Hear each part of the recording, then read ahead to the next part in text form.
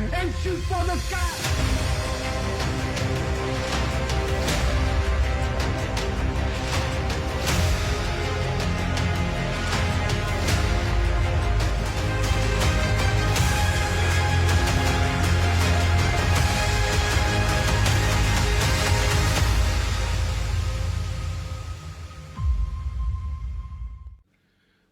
All right, hello and welcome to the Ring Post Daily Podcast. You're listening to myself, Jesse Henrik, the RPD Prophecy Champion,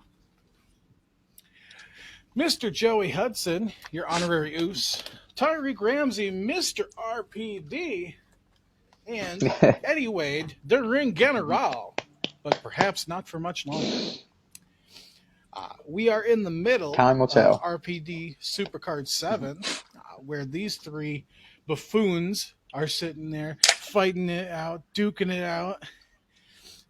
You'll see why I say buffoons, because the only person it seems like with a lick of sense in this race is Ty, because by God did he slay that last card. He walking away with a 7 points to his name. Then we have Eddie Wade going in with 2, and Joey Hudson, dear God, making history as always with a -1 coming out of the first night of RPD Supercard 7. Yeah, Joey, Ty's over here crushing it, and I'm over here doing like Ty's over here crushing it, and I'm over here doing like the exact legit opposite of crushing it. Hey, I guess if anything, I'm the voice of the voiceless for all the losers out there. There you go. That's what, bro. I thought about that. I was just like trying to. after that happened, It's I was so like, unlikely. He has not, bro. Joey has not won all year. Joey has not won anything. Jesse joined us mid-year, I think, and he's won more than me. What does that tell you? Yeah, Eddie, yeah, he's at least won a championship. Yeah, I want to start off. 2024 has got to be different. Yeah, I want to start this off by kind of talking about some of our history over the last year, because this has been a blast. Honestly, I can't. God, this is gonna be like a worse of Joe for me. Well, we'll get into you. We'll get in there. But I want to start it off. We have worked with 12 different companies, 12 different pro wrestling promotions this year alone. Of those 12 promotions, we worked with 25 different talents. So if you figure there's 52 weeks a year, we interviewed roughly 2.1 people a month. So, I'd say that was pretty good. Yeah. Not bad for the first year. I like it. Another interesting statistic, as Joey points out, once again making history. Every single time that the Champion's Advantage has come into play, Joey was a part of it. So every time there's been any sort of tie, Joey was a part of it. Like I said, he's right there. But he can't win the big one. Hey, even Seth Rollins went like a year or two without winning a match, and look where he's at now. So don't doubt me. This is true. Okay. You could be the Seth Rollins. Do not compare yourself to Seth Rollins. No, do not compare yourself to happened. Seth Rollins. No, I got more of the. I got more of the Tyreek Christmas time Macho Man hat on. Tyreek was both our first RPD Prophecy champion and our first Ring General, making him our first and only not Grand Slam, Double Crown champion. So congratulations to Tyreek. However, I took the throne for the longest reign in RPD history, crushing his 120-day reign. But we're coming up to the most dangerous time for my title, which is January, because I'm defending that thing twice in four different wrestling cards. Yeah, I'm defending it in 4 different wrestling cards. Twice of those two super card and a regular match is on the line. And when it's on the line in a regular match, it's at the Royal Rumble, which is coming up in 44 days. So we will be which will be Tampa live at, and you could walk into that arena with the belt and walk out without it. That's how crazy this is. Yes. Who walks out as undisputed champion at the end of Royal Rumble? Yes. That's going to be some. a lot can happen. A lot That's can going to happen. be something to watch. And then we have Mr. Eddie Wade, as Joey alluded to, joins us just after SummerSlam, and then he goes and wins himself a title, something Joey was chasing all year long. So congratulations to him. And then, I don't know, does anybody else know of any other history we made this year? Well, not to forget, like, the partnership and everything we've had with TSW. Oh, absolutely. I think they are the biggest promotion we've done. And that's no disrespect to anyone. No disrespect. I'm just saying, I think they have been our biggest partner this year, and we've done a lot more with them than anyone else. And I would say they've been a lot of people in our shoes. Valuable, definitely been our most valuable asset when it comes to our sponsors and just some of our talent in general. I mean, for Christ's sake, they gave us Eddie. So what else can we say? Yes, we like them so much. So we like them and Jesse so much. We decided to have Jesse come on. We'll do business with TSW. Everyone wins, Eddie. And you got Joey. And I do want to point out a lot of people. Eddie, sorry, a lot of people in our shoes. Right now we have over like 200 official followers and likes and all this. A lot of people in our shoes might be like, "That's not enough for me. I don't want to do this no more." We are taking each step by step. We're appreciating every fan that we get. So I feel like this year, starting from zero and getting where we are. Like, we have not only, I feel like we've graduated in a way. I do. Like, that first year, Like, now that first year's over, I feel like it's like graduation time, and like we're going up to that next class. Like, it gives me that type of vibe. What was your guys' favorite interview that comes to mind? That's a good question. I'm going to be biased. Go for it, Tyree. You can go first. First, I don't know if I could choose, but first that come to mind is Tavon, Chainsaw and Black Dahlia, and Stonewall. I think Stonewall, because that was my beginning from earlier. I just always liked Stonewall, and that interview was great. So I think that, but those other two were great as well. I would have to say, I want to say my favorite interview. Go ahead. No, it was just a delay. I didn't hear you talking before me.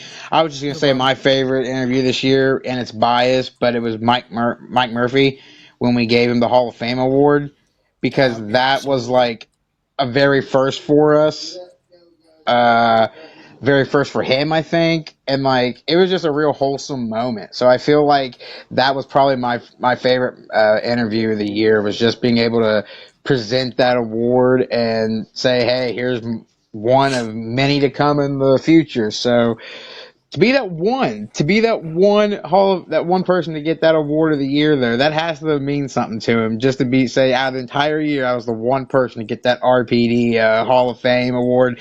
There can only be one a year, I guess, and Mike got it. So congratulations to him. Absolutely. And another milestone we did. Well. We have a Hall of Fame now. Yeah. I would have to say, from me, my favorite interview was, as much as I loved, both of the Mike interviews, and technically now 3. But since you already took him, I'll pick another here. I would have to say it would be the Sons of Mifflin County that we did. That interview was great. Amazing. Great group of people over there. They were so fun to talk to. And then on top of it, coming out of that, we've had this awesome relationship with the Honorary Wrestling Federation that's now, going to be bearing fruit here very soon. January 13th, they have their Remains show, which you will be able to see once that event has passed. It will be uploaded exclusively in its entirety to the Ring Post Daily. So we're very excited for that. Oh yeah. We Not to cannot wait mention for they that were our show. first ever trio on here. Yeah. Eddie, who's your favorite? Yeah. I've been giving this a lot of thought. A lot of the guys you've named is some guys I've been thinking about, and there's a couple of them that I didn't get it. I wasn't a part of, obviously, because I joined about halfway through the Yeah. year. So, but I'll tell you one of them. I'll say, man, honestly, Epic. I like that one a lot. That was a really good one. I know it's inside the TSW thing. Something about it. I felt like it was. I felt like it was something could be worked with. All right. I do have to ask. Honor- Go ahead, Ty. I was gonna say honorable mention, and this is kind of like I guess a lost episode, but like when we did Prince Vanderpool, I know that didn't work out, but I thought that That was was a good fun one. too. Yeah. I wish it would have worked out. Yeah, Yeah. There was a couple yeah, that's people. kind of a lost episode. It's like It, it's kind of like only us yeah. remember It's that. in It's our cool. We're gonna memory. have to get him back on. I was about to say there's a couple So people I who we kind do. of had like the lost episode with, just because at the time, we're a young organization. We were working with subpar equipment. To some degree, we still are when Riverside decides not to work with us. But definitely, Prince Vanderpool, Chris Thomas, um, uh, Derek Wolf. Those are the interviews I wish I could go back Oh yeah, and redo, because Derek Wolf was actually our official. He wasn't our official first interview, but he was the first interview we did. But the problem He was was, the Bullet first person. Bronson. He Yeah, was he was the supposed to be first on person we too. did. yeah. Well, Bullet Bronson's a whole different can of worms, and if he's watching Yeah, this, yeah. I'm sure he knows what I mean by that. But that's not our place to Right, divulge. right. So before we But get too into it, I do want to ask Eddie over here. Before you joined the gang and stuff, what did you like? What did you think of Ring Post Daily before we offered that hat to join the crew? Like, what did you even think of us? Did you think we were just some podcast? Like, and did they're you all right? realize Did you that? think we were cool to work Did with? you realize that we were scouting you at the time? Because like I told I these didn't guys, really. I wouldn't say I really, I was like, this kid's young. He but seems like he's hungry. Let's see what he can do. It was basically as soon as your interview was over, we're just like, damn, we gotta get him back. um, I done the interview before we done the interview. I done a little like I watched some of y'all's previous interviews, and I really liked the way like y'all like were like really professional about it because I thought y'all had been around maybe a couple years up to this point just because of how professional I thought y'all That's were. something everybody seems to say. And Wow, then thank you.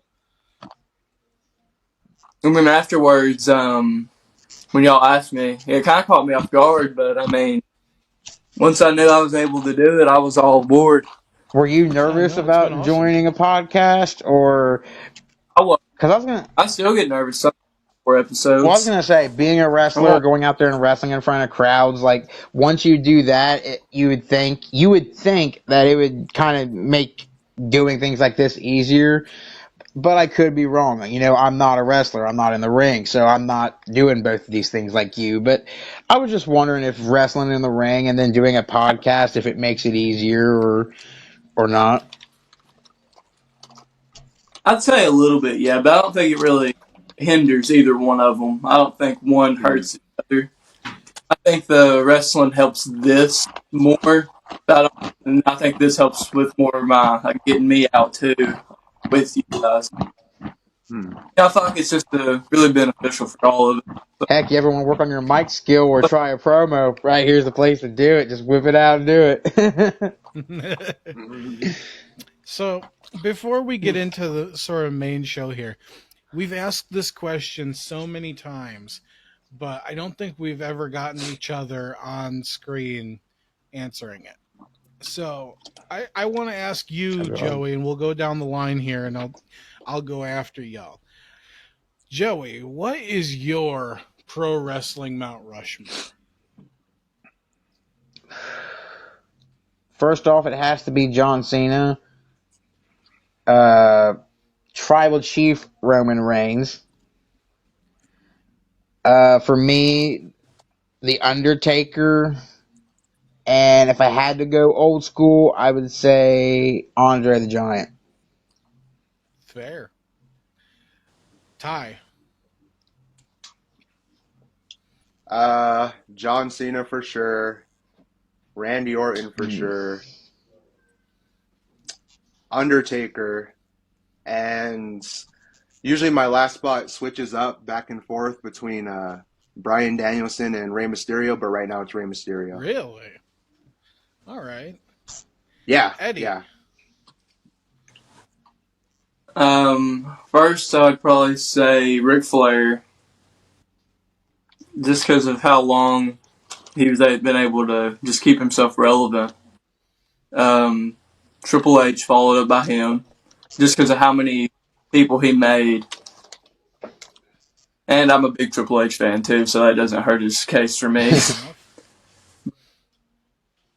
Third, I'd probably have John Cena, and then fourth, probably be Undertaker. Fair. Just all he has done too. Fair enough. That's probably, and any of those could switch just at any time, just because there's so many greats out there. I would have to say from me, I would have to say John Cena, Undertaker, Dusty Rhodes, and then much like you guys, I feel like my fourth kind of switches because I go between a couple different people, but I would have to say when it comes to like the most important like dark horse, which is such a big part of the industry, is you always want somebody that you want to root for. Like for a lot of people right now, that's LA Knight. He's the guy that people want to be pushed and such. I would have to say the last spot goes to Diamond Dallas Page. Like he was the ultimate underdog that, he started wrestling when he was 35. Didn't even get into the business until he was 35, and then he goes on to be a multiple time world champion because he lived his gimmick, and that gimmick, which is a big part of why. Not to mention the life-changing yoga and stuff. Absolutely. You wouldn't think yoga is that big of a deal, but his whole that alone, I've done his program, and I know it don't look like it, but damn, it works. It's just my ass just can't never stick to nothing. But yeah, no, it is. He is. Yeah, amazing. but mine like that was Ray. Yeah, mine like that is Ray. It's like I couldn't like John Cena and Randy Orton when I was a kid would always go back and forth with being my favorite, but to me Ray was always the coolest superstar just ever. Just like I enjoyed watching him the most. And that's all saying our Mount Rushmores. This is just show how much Undertaker's had, like how much impact he's had on the business, because we've all said the Undertaker, and a lot of our guests have said Undertaker too.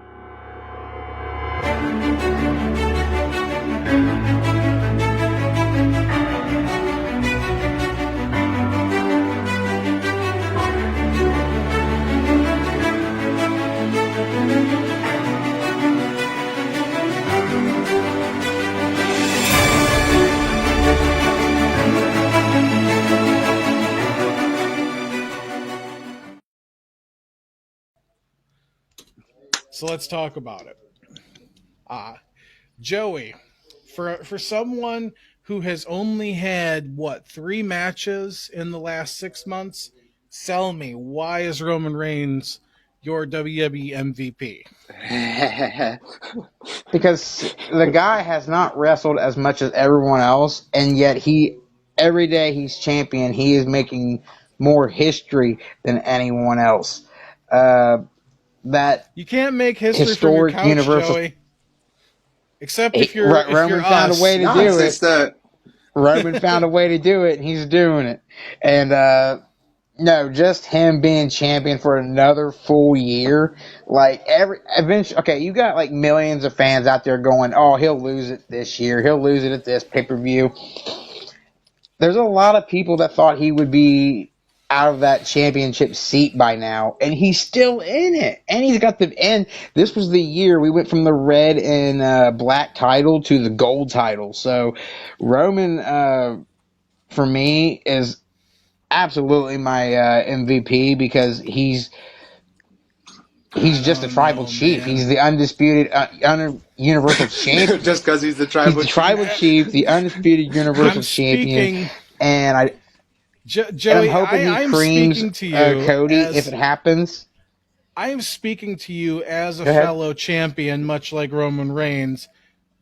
But I actually show up every night, so I don't know, man. I don't know. Roman's It's is a a hard spirit. sell. I could see It's like the old MJF. that's It's like true. the old MJF. I gotta I get don't. me. I gotta get me a shirt once they sell it saying "Call Roman Reigns." Yes. I don't know. I'm I'm dying for it. I'm waiting happy. for it.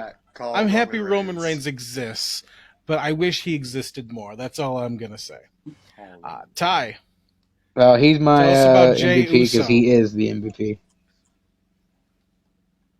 I mean, what can't you say about main event Jey Uso? Like, what a year for him. It's just that he just part of like just the biggest moments of like just in terms of momentum and just moments that he created and memorable moments. I mean, he was the first like half of the year. He was the cliffhanger for all the best storylines. He was like, it's like is Jay gonna side with Sammy? Is Jay still in the bloodline? Is Jay gonna side with Roman or being with his brother? Who's he gonna choose? So and even he made it to the main event of WrestleMania, of course. Night one. Even though still the main event. Yeah, night one, first ever like tag team. And then, of course, what Joey mentioned earlier about the whole when Jay turned, I mean, just what a moment, what a pop. That's one of like for me, that's like top 5 like moments of the year. And when that all went down, leading into the Bloodline Civil War, where bro, he pinned Roman Reigns. He pinned And he Roman shows up Reigns. every night. Then bro, main event of SummerSlam also, then leaves, comes back as main event Jey Uso, goes on Raw, wins the tag team titles with Cody Rhodes, continues to build on Raw, and ends the year in the War Games match. Like, what a year for Jey Uso. Absolutely. A lot of memorable moments, and even he was champion the first 4 months, team champion first 4 months, and even won, another set of tag team champions. This has definitely been a banner year for Jey Uso, no question. Eddie, let's Building hear about stars. Cody Rhodes. And even like I didn't mention. So, he comes back at the Royal Rumble. He comes in, he wins, and then he competes, I'd say relatively often up till Mania to build up stuff a little bit more till Roman. Gets the first win over the main roster against Solo. He doesn't get the job done at Mania, but then the next night gets launched into a feud with Brock Lesnar, which could argue was one of the feuds of the year. Mm-hmm. Then after that, he gets into the Judgment Day stuff and all that, and then also with the tag team victory with Jey Uso, along with his work outside of just the ring too. I think I feel like that's a lot of also where that goes in It's for interesting me. you bring up outside of the ring because a lot of And then that finishing is why I picked LA Knight for the WWE MVP. The MVP award, we kind of briefly talked about it on the Facebook page, but this is an award for someone who has, really stepped up for the company in a way where, they become one of those anchors for people to tune into. It's somebody who has, raises their stock and, makes their moves, so to speak, so that people tune in to see them. And I don't think anybody encapsulates that more than LA Knight this year, going from his, feud with Yeah. Bray. Yeah, Yeah. going from his Bray Yeah. Wyatt feud, Yeah. which he wasn't even supposed to get over in. That was just a feud to establish Bray Wyatt again, and sadly, we never got to see the aftermath of that. But, LA Knight made the most of his moments in those, segments with Bray and the eventual match. And he became a star in front of our very eyes. And then he goes on and he, wins the battle royal at, SummerSlam. He goes on to tag with John Cena at Payback. And then he goes to Crown Jewel, fights Roman Reigns, and, just everything the man touches has been, just money. And that's not even counting his Slim Jim sponsorships, where now he's kind of moved into, a pseudo Randy Savage role, where he's now become this promotional icon for WWE. So that's why I chose LA Knight for my WWE MVP, because I don't think anybody has encapsulated more of what a most valuable player is than LA Knight this year. But moving on.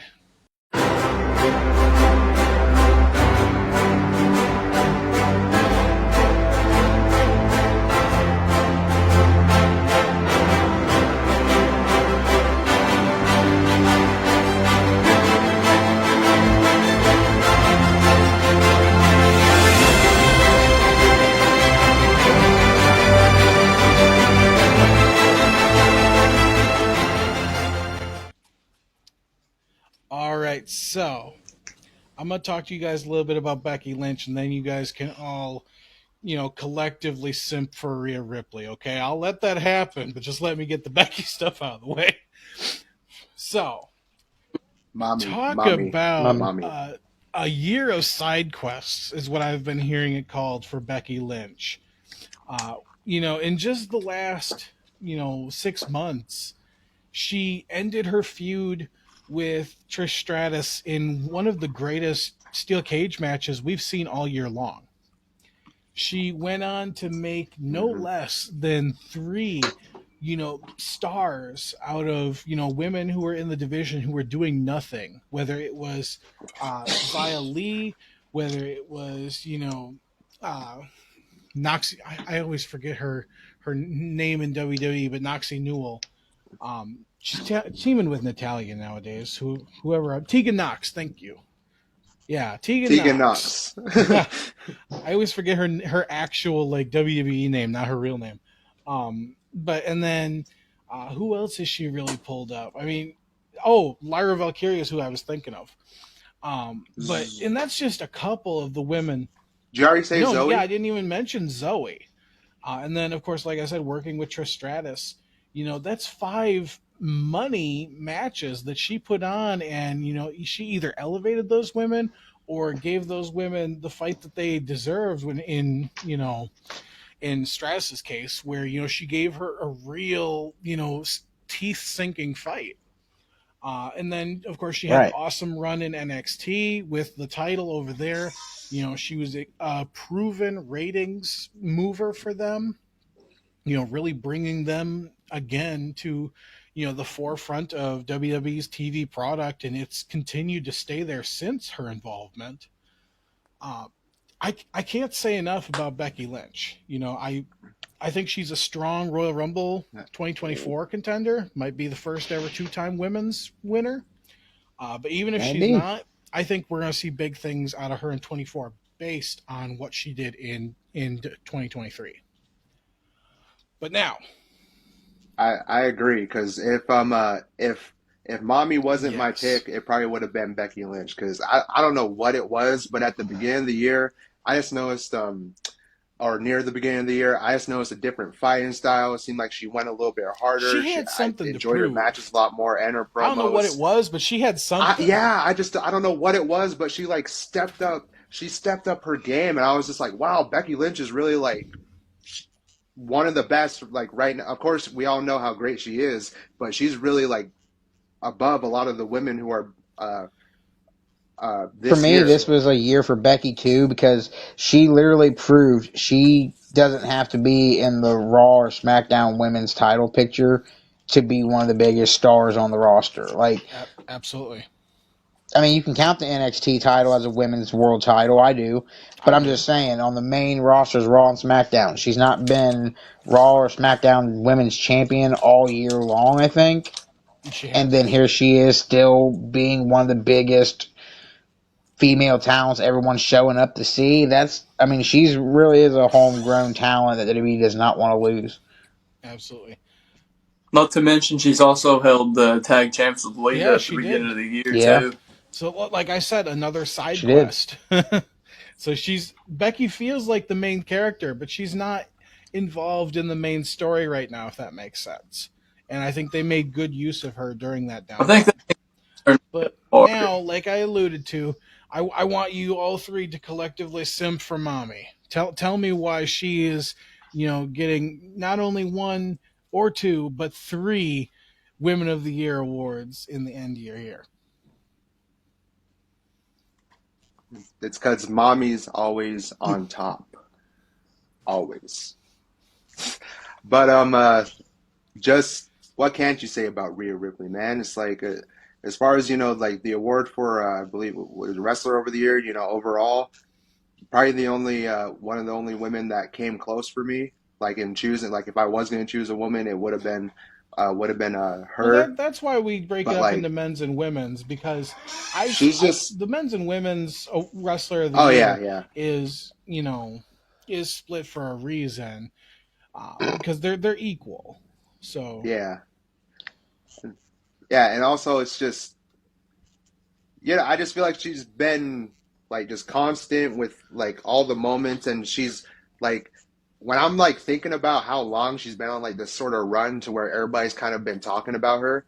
It's really just been like it kind of built last year when she was in the Judgment Day, but near the beginning of this year, I say it really took off because people were like, "Oh, Rhea Ripley's winning the Rumble." Then from there, it really just has not stopped. I haven't seen it like die down or anything, and interesting fact, she's had matches yeah, with men. interesting fact about Rhea She's had Ripley. matches with men. So it's Both like, her and Gunther have not been pinned in 2023, and that doesn't look like it's changing. Neither of them has been wow, pinned all year long. wow. But Yeah, I don't see. but but do you know what I'm saying? Like I remember beginning of the year when Rhea was uh it was either like right before Rumble or a little bit after, but people were like, oh, we could see Rhea Ripley as Intercontinental Champion, and it's like that. I just remember that going Yeah, around a little bit. We yeah. were No, even talking we about both it, brought that and up. it's like she's that good. Yeah, she's that good, Um, and it's like I thought she should have won Rumble like probably. Well, I think she was my pick last year, yeah. to be honest. Joe, you have anything to say about Rhea Ripley? Just the fact that how hard she's worked as a faction member and a champion. Uh, this has been her year. She has really worked her butt off, and that's the thing. A lot of people might not like Dominic Mysterio, but you have to admit him, he's done a lot of work over the year to improve, and I feel like Rhea's been right there with him, improving, doing just as much hard work, and her and Dawn has really complemented both each other. So to not only I think I have to give her credit for being one of the hardest working wrestlers in WWE or just in general today. And then the fact she's helping with Judgment Day and helping with Dominic. I mean, she's wearing a lot of hats in WWE right now, She is. and she's doing it pretty damn well. Eddie, anything to add? Well, he kind of said what I was going to say about how she's kind of. I'd almost say she's even elevated Dom Oh, to an absolutely. extent, Exactly. and Mm-hmm. yeah, just everything like the Judgment Day's done this year. I feel like it's been pretty good. Either from pretty good to great, depending on like where it's at and what it's happening. But Okay, so I want to yeah, go ahead. Go ahead. Sorry, it delayed. I say. There's not much I can say that he's not like checked off the list really. Absolutely. All I wanted to say was if you guys thought you heard some pops this year, you wait till the day where she like turns on Dominic and like low blows him or something. Dude, that's gonna get like one of the biggest reactions possible. Oh yeah. Sami Zayn pop Royal Rumble.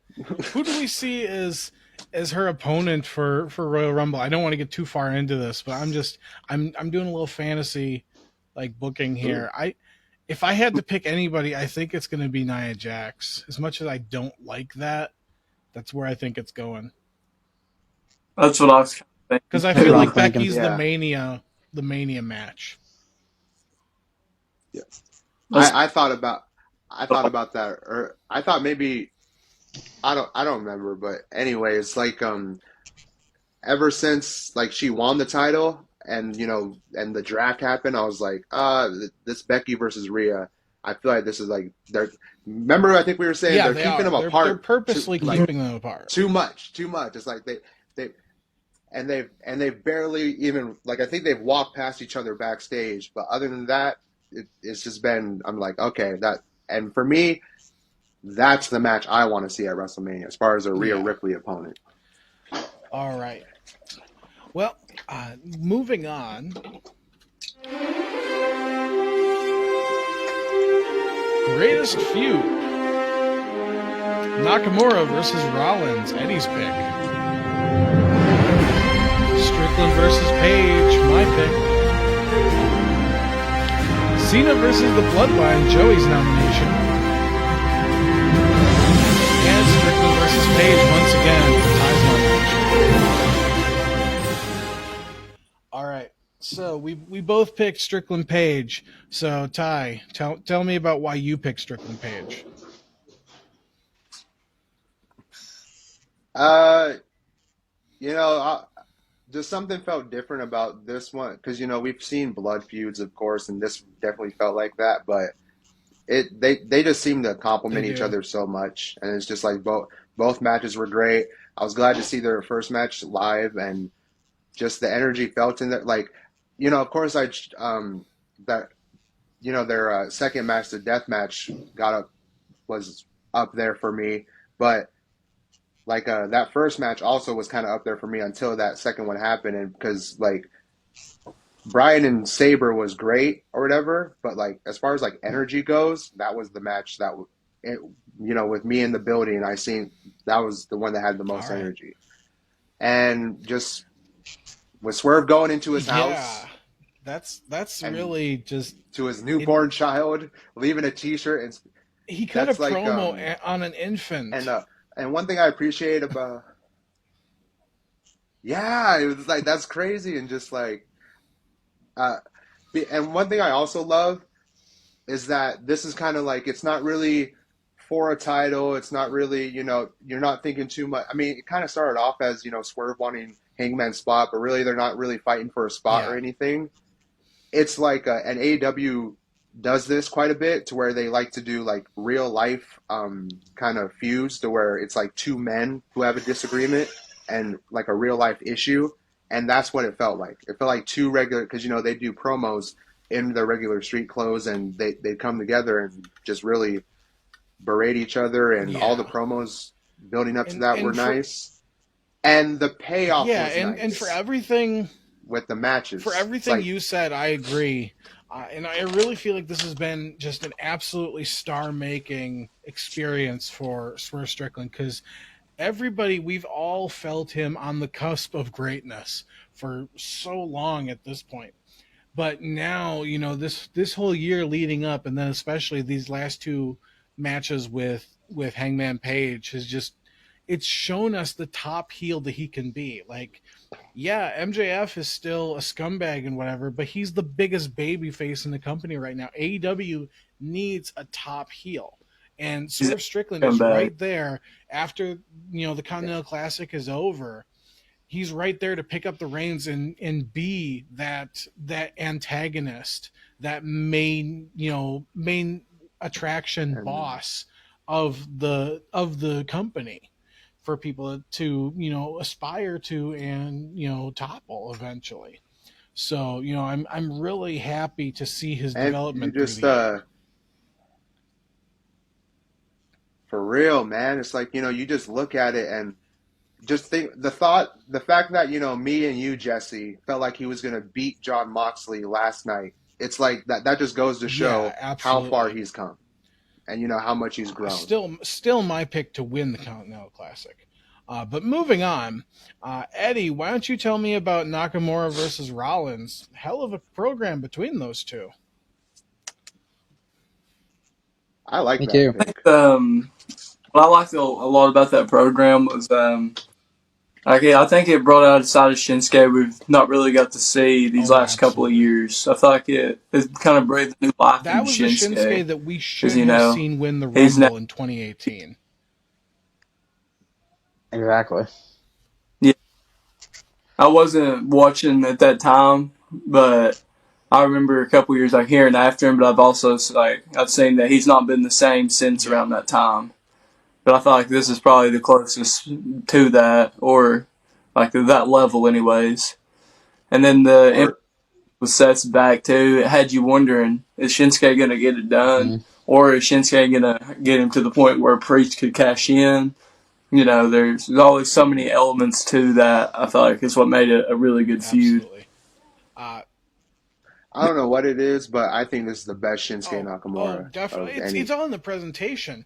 He's being presented to us like this, yakuza, villain, with the whether it's the comic book, story type villain thing that they had going with him in the first match between him and Rollins, to just his backstage promos where he's got this, brooding atmosphere of, I'm going to, murder you.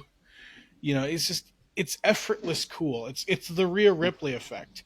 He has a presence to Hmm. him. Like he goes, Yeah. that's what I was gonna say. His presence is like kind of like to me. He's saying, "I don't want to go out here just to wrestle you. I want to go out here Yeah, and and, hurt and you." that's the Right. thing. I know about your back. I know about Shinsuke your for the back. last, Your 3-4 years, he's been complacent. He's been happy to just, be in the US, go surfing whenever he feels like, and just, do a couple house shows here and there, have a nothing feud or nothing tag team with Rick Boogs.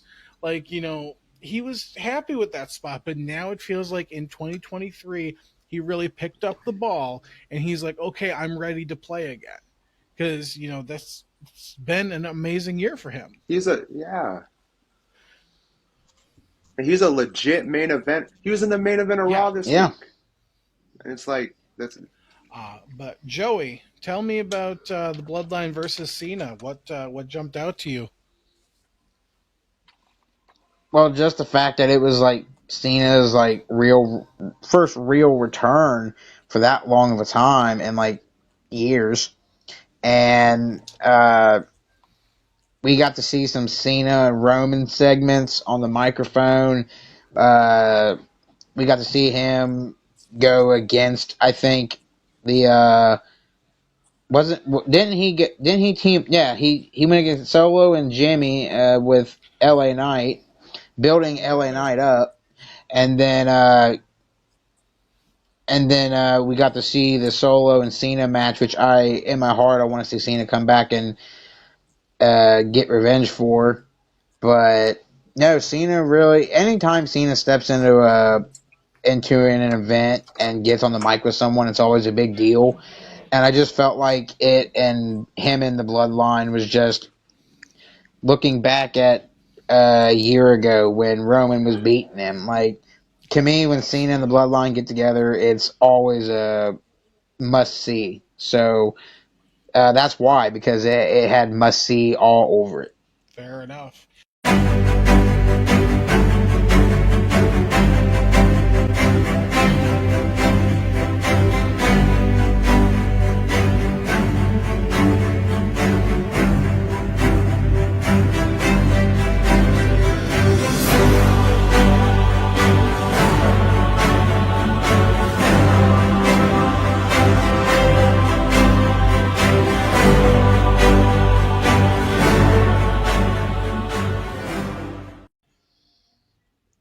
So, Joey, I want you to tell me about Crown Jewel because that's pretty bold to make that your pay per view of the end year. So, I want to hear your reasonings behind it.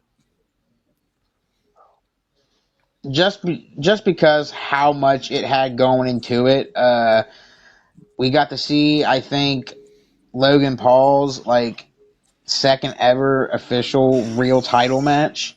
We got to see what feels like once in a lifetime Cena and Solo match. We got to see Roman knock out LA Knight, which I'm thankful for.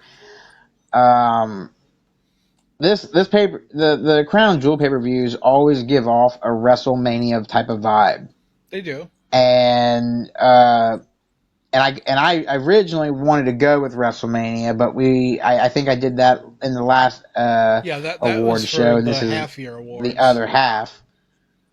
And I was trying to think what show had the magnitude to me of WrestleMania, and it was Crown Jewel. So that's why, just because how much they had going into it, and the great lineup of matches and all that. I'm surprised nobody picked SummerSlam. I really am. Ty, It tell was me up about there. Money in the Bank. It's just that was just probably one of the, if not the, I mean, I'm thinking of a couple others like of this half year. Wait, Backlash wasn't No, in no, Backlash this wouldn't have been half year, part of right? it. I don't think so. Well, as far as over this year, like best pay per view crowds, those are the two come to mind is the London and Money in the Bank and Backlash in Puerto Rico. But it's like this one crowd was on point.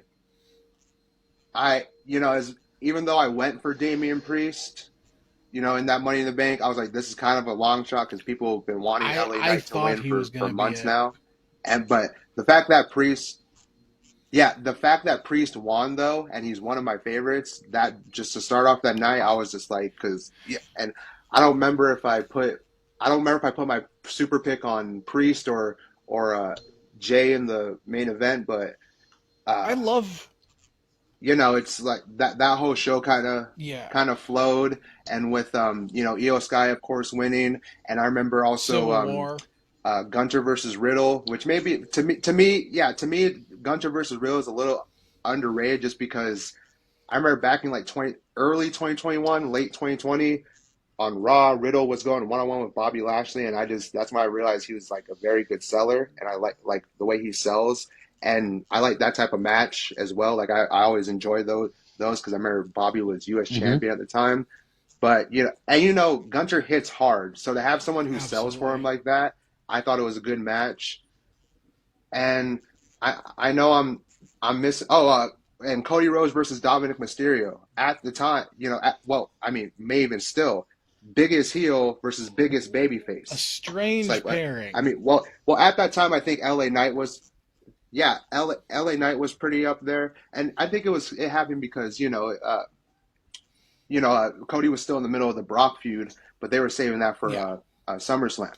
But but with that, with the great crowd and the energy with that match, because top babyface and top heel going one on one, like that whole card was, I know it was short. I think those were all five of the matches. And oh wait, Either way, it was a good show. bro, underrated moment. Yeah, underrated. Shayna Baszler turning on Ronda Rousey at Money in the Bank in that tag team match, that came out of nowhere, and my jaw just was on the floor. Like it happened so quick, I couldn't even I think called about it, what I didn't was I? I watching. called that turn. I think you did, but I really didn't think it was going to happen. And then, like I said, it was in the middle of the match. Ronda's just in the ring, and then, what the hell? Just hit her out of nowhere. But so Yeah, all it that was a good combined, show. great pay per view with probably with the like, if not the, then one of the best I crowds gotta of the ask, year. how did you not pick Wrestle Oh, Dream since you were and there? Come on, man. I would have picked it if I was in uh, attendance. it was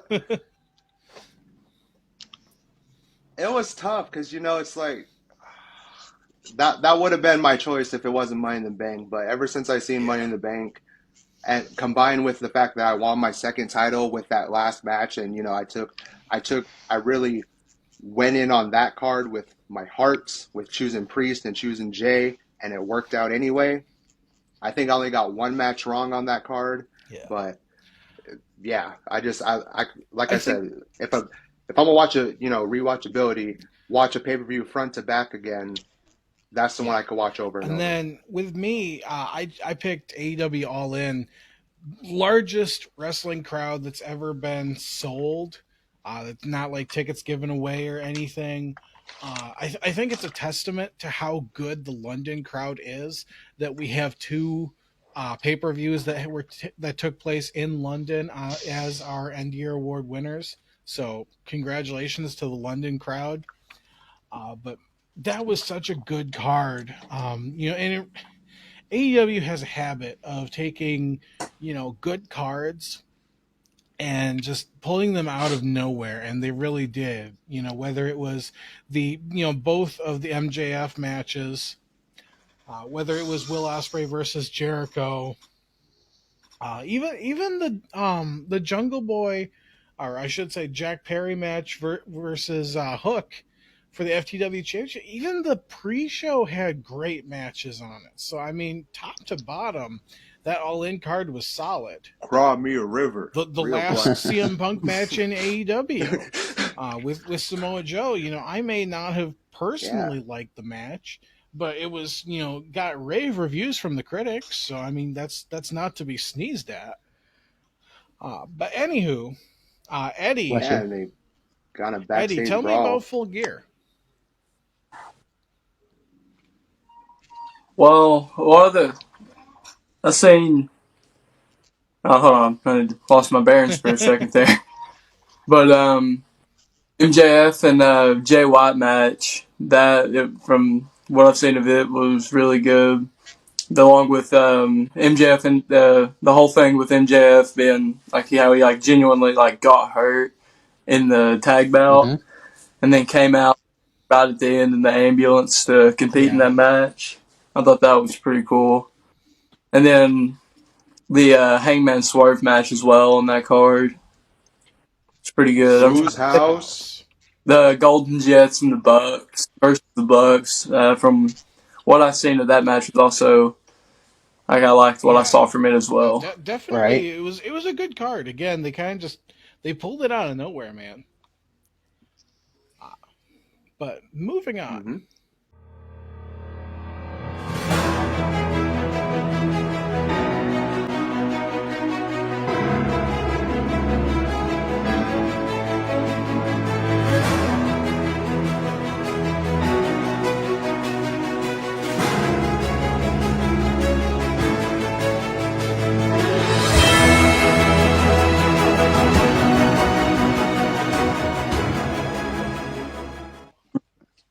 Thank you. Debut. So, Ty, tell me about Alpha Academy. What stood out to you about them?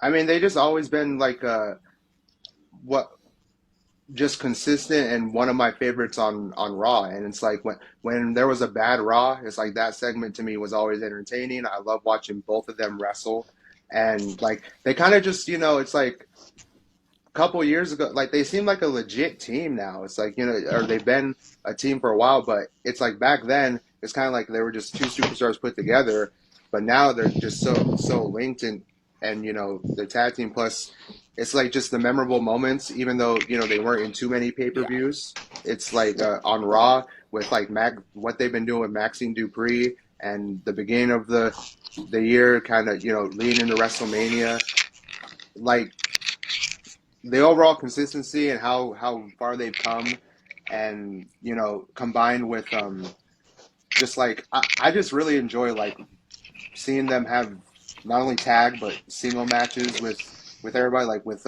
Gunter and Chad Gable. That's probably like number 6 for on my top 5 matches. That there was you probably go. number 6. I thought five. But even like and then having Akira Tozawa in the mix, and also just I would say, like I said, their one-on-one like that whole series where Shinsuke was going one-on-one with each of them. It's like I really enjoy just watching matches like that. So, and I think they've been very Now, consistent. I'm So I'm that's why I calling chose them. journalistic Like, integrity yeah. here. Eddie, tell me why FTR is your tag team of the end year, because they ain't done much. So you guys sell it to me. Well, when I was thinking about that, like for that one specifically, I kind of drift. Like I think my mind drifted towards more the middle of the year. But from what I've seen of them, also like it's like their matches on Collision with Punk. I thought that was, like teaming up They with have Punk. had a I've couple of seen a barn lot of those burners were on Collision. good. I'll give you that. But yeah, I mean, I'm glad that FTR exists because they are legitimately one of the best tag teams in the world. But I really hope that they do more in 2024 than 2023 because this was not a great year Same here. for FTR. Let's just be honest here. Didn't they lose the titles at Wrestle Kingdom? They lost the NJPW titles at Wrestle Kingdom. Then they went on to lose the AEW tag team titles. I remember to the Guns early in the year. They won them back from the Guns, and then they lost them to Big Bill and Ricky Starks. So it's been an up and down year. I'd say their highlight was. Well, one their highlight, I would have to say, would be a match they had with Bullet Club Gold on Collision. They had like an hour-long, just absolute fire of a match. But, I mean, not one match does an end year make. No, the highlight was MJF impersonating Dax Harwood. That was the highlight of FTR this year. All right. Joey, tell me about Alpha Academy.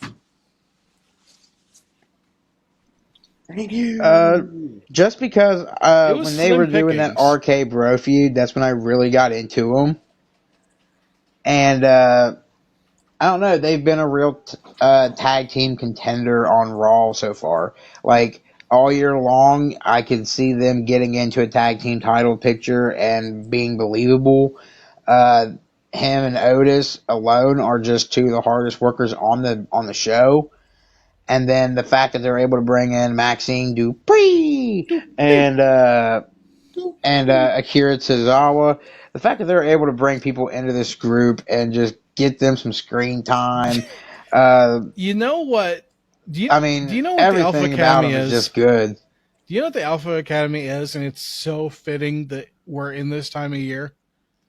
The Alpha Academy is just the island of misfit toys. What?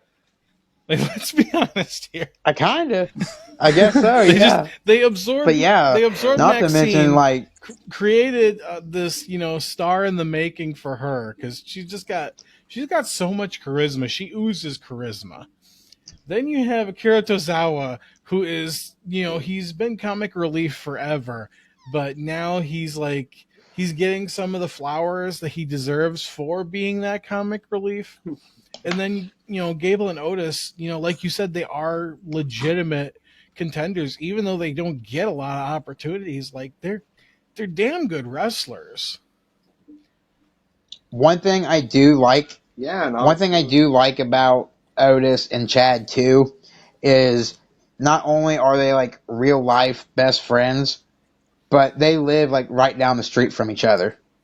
Well, and they went to the Olympics together. And they trained for the Olympics together. Yeah. Because a lot of people don't. So this is like a real don't know this, but Otis is an Olympian too. Like he's no joke. Yeah. So that's why they're my tag team of the year too. Just because these are like two real life best friends who are living the dream, doing their thing together, and whether you want them to go out there and be a heel, be a good team, go out there and provide some comedy relief for a bit. They can do whatever you want them to. And just that they're two great wrestlers at that. I mean, to me, they're the total package as a tag team. And if anything, I would now. granted, Big E won the title. No disrespect to him, but a lot of people said Big E would never be champion. Him and Xavier would never be WWE champion. I could see something like Chad winning the Intercontinental or WWE title one day, having that big celebration moment with his best friend and Alpha Academy there. Yeah. Just a great team in my eyes, and they deserve it. And you bring up the whole total package Yeah. idea, and I even though it was what I would call slim pickings for tag teams in WWE this year, because it's mainly been, the whole scene has been mainly, the Judgment Day or Sami and KO or the Usos. Like that's the three, that were there. The Usos, they were, tag team only in the first half of the year. Then you have Jay and Cody, who were just a weird tag team that won the title out of nowhere, had like a 2 week stint. Then you had Judgment Day, who is just, they're not a tag team, they're a faction, and they're a faction of main eventers that just happen to hold a tag titles. Who do you got left? And so that's why I dipped back to Yeah, NXT. And it that's seemed like why I picked the family, the gabagoose, the sauce on the manigot. Because you got the Don of NXT, you got the Underboss, and they come together, and not only do they win the tag team titles once, but they won it twice. They sent the former champions to sleep with the fishes. So that for me, Tony D'Angelo, Stax Lorenzo, that's why they are my tag team of the end year, because they have just taken the ball, they've ran with it, they've held down the tag team division in NXT for the last 6 months and even past that. But moving on.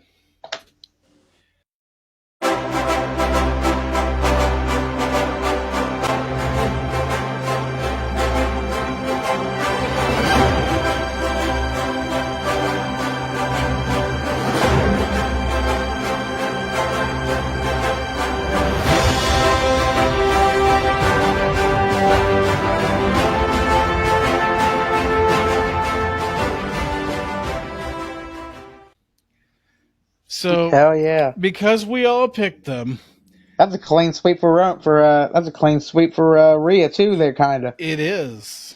It is. Since we got a clean sweep, let's do this.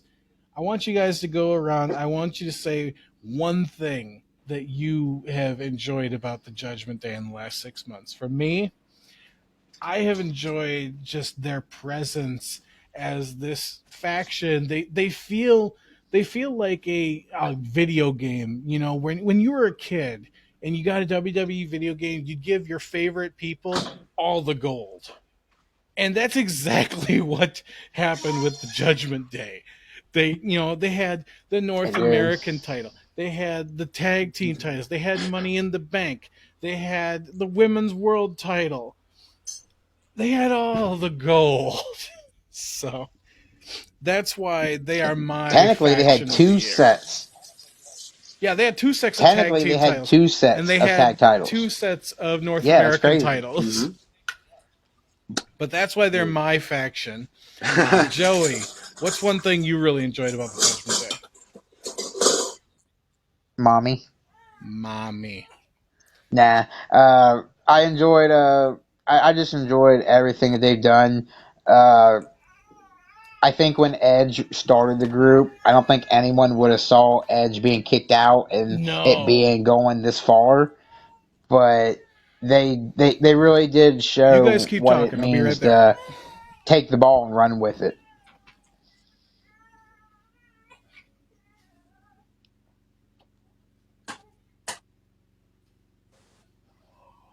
But yeah, Judgment Day to me is just really taking the ball and run with it. They've really shown what a faction can do if you do it right. And everyone dripping in gold. That was probably my favorite thing about them, is no one was left out except JD, which I'm not really all that hurt about. But everybody got to hold titles and shine in that group, and that's really what a faction is supposed to do. It's supposed to make all the members of that group shine, and I think every member of the Judgment Day has really got a moment to shine this year. Absolutely. Kind of touching on what you were saying right there, Joey. The thing I like about I've loved the kind of the initiation process of JD McDonough. Like I've loved watching him like try to like prove himself to them, and then eventually being let into to like officially become a member. That's something I think was good for one of the many good things about the Fair enough. I Judgment don't know Day. if anyone else saw this on Raw. I saw the clip of it, but I remember seeing R-Truth in the ring with him, and he's like, "Look, as a group member, we gotta kick JD out." The Yes. crowd went nuts and everything. Dominic was trying not to laugh, but we gotta kick JD out, y'all. Like, this has gotta happen. Like, just good to have R-Truth back. You know, we talk about gold and winning championships, and as many know, I won my most recent championship back in August at SummerSlam. But not only did I bring home gold in August, I also brought home this thing right here, and added to my faction. Which we can't see. Oh well, I'm sorry if you can't see it. I got the little one with What me. is it? I got the little one with me. So you'll see it on the screen later when this goes out. But yes, we've added Mr. Bjorn here to the panel because I am Jesse Henrik DAD. So moving on, Eddie, you said what did you say about the Judgment Day? One thing I've really liked is the inclusion of JD McDonough, how he's kind of had the initiation process, Yeah. and how he's both helped and cost them Yeah, it really matches. felt organic, him I coming think, and in. then finally, All right, moving on.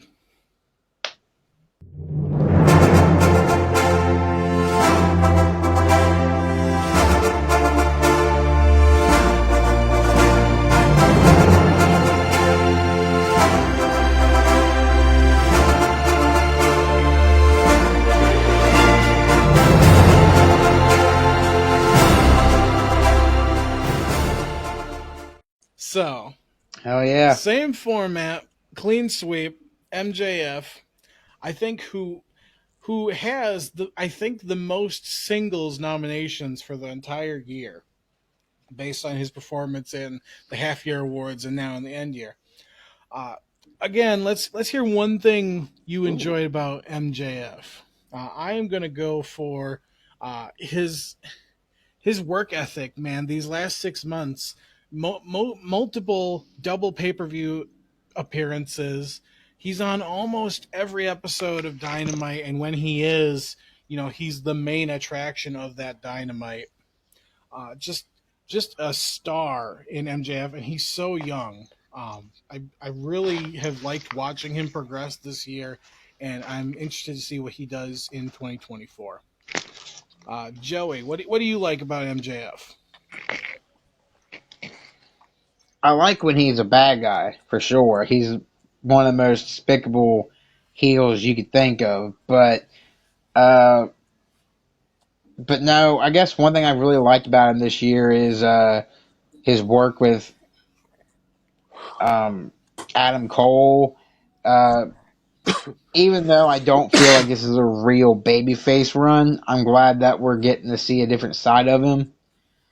And he's been champion, I think, all year. And if we've learned anything about me and Roman Reigns, I love a long title reign. Oh yeah, And MJF is, I think, he's the longest reigning AEW champ there was. So this has really been like, if you watch every episode of Dynamite or every pay per view, a lot of the weight falls on MJF's shoulders, and he's shown like he can pick that ball up and run with it. And I think just the work he's doing now when his contract expires, I think next year, and it come between. I mean, I think WWE and AEW is going to have a bidding war over him. Like he's going to go to whoever offers him more money, and I think he's really proven this year alone. Like all this money I say I'm worth, I'm really worth it. Fair enough. Ty. I've appreciated the moments, man. It's like just talk about like memorable moments.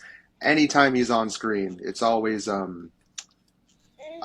must see, if you will. It's like something as simple as just a promo on Dynamite will get tons of views. People will talk about it. It's like he has kind of the same, I don't know, the same kind of effect CM Punk does. It's like whether you like him or hate him, you can't help but talk about him. And it's just even in not the best segments or promos, it's like they're still memorable at minimum. So I definitely appreciate that and the consistency with that, because like I said, it's every promo, every match means something, or just just has that kind of effect on it when he just puts everything into it.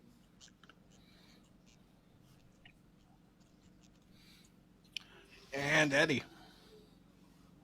Yeah, kind of picking up off on what y'all were saying. I think once he got the world title, which was like over a year ago, I think he's just ran with that momentum ever since he had originally won it.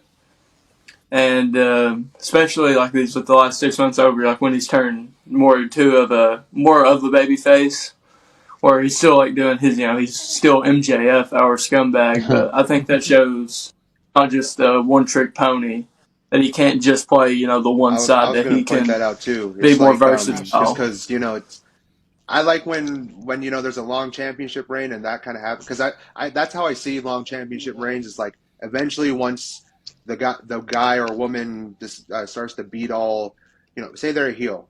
If they start to beat all the baby faces, then maybe they'll start to turn baby face, and then they'll start like getting heel opponents. And I feel like we're in that with MJF, and like now he's going against heels. Fair enough. One of my biggest things about MJF too is if he does go to WWE, they're gonna have to do a lot of work on him, because the I MJF you don't see it see happening. at press conferences and on TV, we can't get exactly the same MJF in WWE we're Right. seeing in AEW. It's gonna be like a watered down version of him, but I mean, I'd like to see him come out there and get on the mic with someone like John Cena or The Rock for a change. Come out there and just prove like, hey, I'm one of the best on the mic, and you know it. Yeah, I just don't see it happening. Number one, I think he's already resigned. Number two, I think he's got so much of a presentation in AEW. They use him correctly. There's no reason to change up the formula. And he's the greatest AEW champ ever. So yeah, definitely. Plus, the guy knows how to sell the crap out of a pickle. Yes. Oh no! Oh my All This is God! a great fucking pickle. Moving on.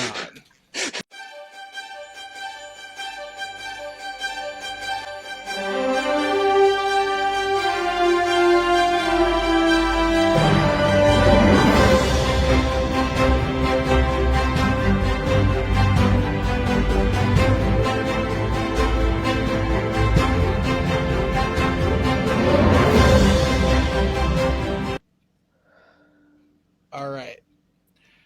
Ty, tell me about Pete Dunne. Well, this is like during while making this pick, I was thinking about all the jobbers out there, and I really like the way he sells, like the way, like in the moment, like I think like it was like the next day or so, I just seen him sell Bobby Lashley's spear, and he like flipped completely over, and it was on SmackDown, and it was crazy. But then I started to think about all the ones, where you kind of knew he wasn't, like sometimes he'd be put in matches and you kind of knew he wasn't gonna win, but he'd make them look good. Like it's he was in the Money in the Bank, and a lot of people think like it's Pete Dunne in London. It's like that, the way it was Sammy in Canada, or or Bad Bunny in Puerto Rico, he didn't really get that same type of feel, but like he had a lot of the memorable moments there. And it's what it's like even though he was jobbing, I still think he had a lot of memorable moments. And combined with the selling, that's why he's my pick. All right, fair enough. Joey, let's hear about the LWO, specifically Cruz del Toro and Joaquin Wild. God dang, you want to talk jobbers. Dude, these guys ain't done nothing. Yeah, okay. Like, okay. Here's my problem. They're there though, for Joe. a job. That's what they got. They got a job. That's what they got. But the Greatest Jobber Award is supposed to be an award of distinction. It's supposed to say you are the best at being a jobber. Well, they're the best at being jobbers because they haven't won crap. They ain't done crap. They were in LWO and that faction. I don't know if that's still a faction thing or not, but they were in there with everybody and they got the least most screen time, the least most mic time, the least most wrestling time. I mean, maybe I went a different direction with this jobber award, but in my mind, these guys sucked. I mean, I hate to even be rude about it, but these guys sucked on SmackDown. They were just like, to me, they were literally just a waste of space because they didn't do nothing with them. The most they did with them is when Santos slapped the crap out of them or whatever for. I mean, yeah, that's your biggest highlight of the year is getting smacked around by Santos. Jobber. Fair enough. Jobber. Eddie, let's hear about Kira Tozawa. So the first time I thought about that, I was thinking like he was the first guy that came to mind because I thought about when he ended up getting that win over the Miz not too long ago. Yeah. How like that was kind of out of nowhere because LA Knight helped him win, but it was like during that feud. And then I looked back and like in everywhere they've done, like they've had Tozawa, he's just been like the comedy role he has, he crushed it. He like his match with Shinsuke, even though I don't really think it was the long match, it was still a good match. Yeah, and it still built Shinsuke. But yeah, I think with the Alpha Academy, it's going to be. I will good. admit, I'm glad to see him out of that ninja outfit. Like, God bless America. If you're trying to ruin someone, that's a good way of doing it. Now that I'm thinking about it, like when he first went one-on-one with Bronson Reed, I felt so bad. He took that tsunami like a champ, but I was just like, oh. But also think about this. He jobbed out to Rhea Ripley this year. So it's like he did. Actually, honorable mention, you know who may be like the best jobber of the last like 5 years or so? Baron Corbin. Oh. Bro, yeah. Baron Corbin God maybe. You're right. He could have been a winner of this. I was just about to say, it was like he may be. I don't know. I don't want to change my pick now, but I'm just saying, like he makes people look good. Like Cameron Grimes' first match, he beat Baron in like 6 seconds, and he does that constantly. I do miss the King Corbin gimmick. Well, you got something to say? Bum ass Corbin. Bring back bum Corbin. Oh my God, bring back Corbin. Bum ass Corbin. I picked Chris Jericho. That was probably the highlight of his career, really. I picked Chris Jericho for this. What we need in 2024. Because this is one of them that we featured on the Facebook page.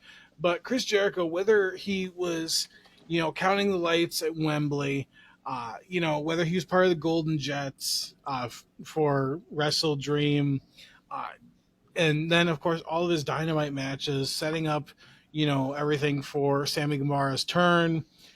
He's just been really good in that role of, being out of the main event picture. He's not even been in any of the title pictures, actually, other than maybe you can kind of count the tag picture he was briefly in this year. And then, of course, now it's, he's back in there with Kenny Omega, but it's not like he's going to win it. Or he's always been good at. No, he's not. I'm not going to lie. I thought But about it. he's been Oh, really good. I actually thought about it. I thought about that match against Starks and Bill, but they could do it. They could do it. No, but he's good at making other people look good, and at the end of the day, that's the jobber's job. Mm-hmm. You know, if you at the end of the day, if you can make somebody else look like a star and then still maintain your own stock within the company, that's the end all be all for a jobber. Yep. And Chris Jericho, he's had a little bit of a renaissance here in the last months of 2023, but really, he's embodied that. So that's why he was my pick. You know who else embodies that? Moving on. See, Jericho's the image of a good jobber, and then like Joaquin Watt and Cruz del Toro, them are like terrible jobbers. But Jericho's a good Now, you know jobber who's a just good because of the jobber? reasons you said. Joey. Joey's a good jobber. He makes us look good. Yeah, for real. I've been a jobber all year.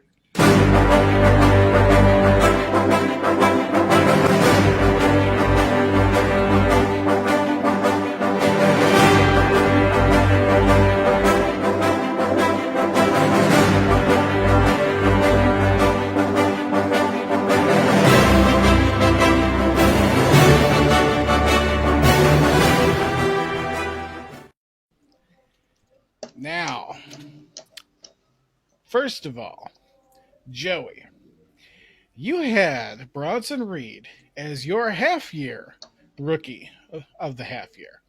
So now, having him here once again in the end year, I got to ask you, why are you still making this man a rookie? He's not a rookie. You told me that you could sell this to me, so you better sell it to me this time. Tsunami. He might not be a rookie. He might have been around wrestling for a while. But the thing is when I look at him on Raw right now, I don't see someone that's been wrestling for years. I see someone that's on Raw but not doing much. And he's done enough to like make a name for himself, yes. But he's had Intercontinental title matches and this and that. But at the end of the day, it's like, what has he done all year? Like, what's the biggest thing he's done since being on the roster this year? I think we'll see a better. I think we'll see more of him in the next year. But this year, it's just been like, I think, his rookie year to the main roster, introducing fans to him, showing what he can do. A man his size, at that most, what a man his size can do. And I think this has just been his rookie year. I think next year is going to be the year where he wins a title and stands out and is no longer a rookie to me. I will accept that, but I'm not happy about it. Tsunami. Because that's not a rookie. That means he was a jobber. So he should have been your jobber. But moving on. Nah, Cruz. I'm fine with Cruz del Toro and Joaquin Wild for that. Tell me about the Party Girls. Why did you select them as your rookies of the year? Like, kind of the same reason I chose Alpha Academy. Is like just always one of my favorites to watch on Raw. As soon as they can, like, I love their tag team wrestling. I like tag team wrestling in general.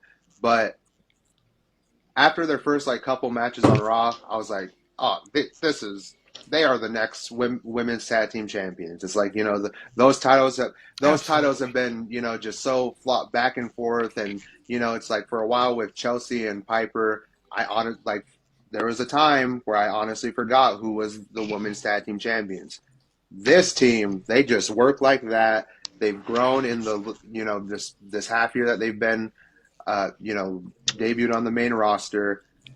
And I don't see any other, like, this is like a legit women's tag team that, and just out of all the tag teams as well, like in general, because, you mentioned that as well, Jesse, how there's, there were the main ones with Judgment Day being a faction, KO and Sammy splitting up, the Usos splitting up, with that being gone, it's like they're also just one of the best tag teams, men or women, period, in the business, and they've grown a lot. They've grown quite a lot. And like I said, next champs. I'm counting on it. Eddie, tell me about Nick Wayne. So I've started seeing stuff like a little bit about Nick Wayne, like right as he was starting to debut, and he's kind of what I've kind of attached my being a fan of towards where he's just started to start out. And then once I seen he was starting to feud with Christian Cage, and then once he joined Christian Cage, he's been like with those stories. I feel like that's really elevating him to where he could be in a better position come I think he's a real 2024. investment for AEW. I think there's a lot of Signing him so young, and because they signed him essentially when he was 16 years old, and then they've waited these last 2 years until he was 18 to bring him in. Yeah. So, and that's like, it was. Yeah, he's definitely an investment. That was one of the more shocking moments of the year for me. It's like, everybody, of course I was there when Adam Copeland debuted in AEW, and that was shocking. But, there was kind of rumors around that. But Nick Wayne turning on Darby Allin in Seattle, I have the video. I was screaming, no, I can't believe they did it. Because, they're both from Seattle. I was like, no. But shout out to Nick Wayne. I have to say my favorite Nick Wayne moment so far has been getting speared and then concertoed right in front of his crying mother. Like, that's got to be my favorite Nick Wayne moment. Yeah, bro, that was cool too. I didn't think Adam was gonna do it, and I thought something was gonna happen, and then he wouldn't do it. But then he just went, I'm like, whoa! No, he just whacked him. No, yeah, he did that so. He might have deserved. So I mean, he was going to do it to his mom. I remember watching that live, and it threw me off guard. Right, he was about to do it to his mom, but then Adam's just like. And then for me, Tiffany Stratton. Talk about a banner year for that young lady. She's been in the company for just under 2 years. It's going to be just under 2. It's going to be 2 here at the end of December, I believe. So it kind of got right in there at the end. But I mean, she won the NXT title. She had an awesome feud with Becky Lynch, who I mean is, one of the GOATs of WWE's women's division. She's had consistently good matches. She has consistently improved over the last, 6 months, let alone the last year. So, she is just a star in the making. And then the cherry on top of it all is the endorsement from Charlotte Flair. As, Tiffany Stratton, Charlotte Flair basically said she is the next me. That's huge. Like, coming in and saying that this is going to be the woman that carries WWE for the next 10, 20 years in the same way that Charlotte has, just awesome endorsement. It's kind of like that Cody Brock endorsement. So really happy to see that, and I can't wait to see what they do with her in 2024, because I don't think she's going to be in NXT for very long. I agree, Jesse. But moving on. Who knows? Maybe she'll make it to the Rumble match. I would love that for her. That's what people I want to see in the women's from NXT. I want to see Roxanne Perez again. I want to see Tiffany Stratton, and then like a short but sweet kind of intrusion from Lyra Valkyria, the women's champion. I think that would be great for them. Next up.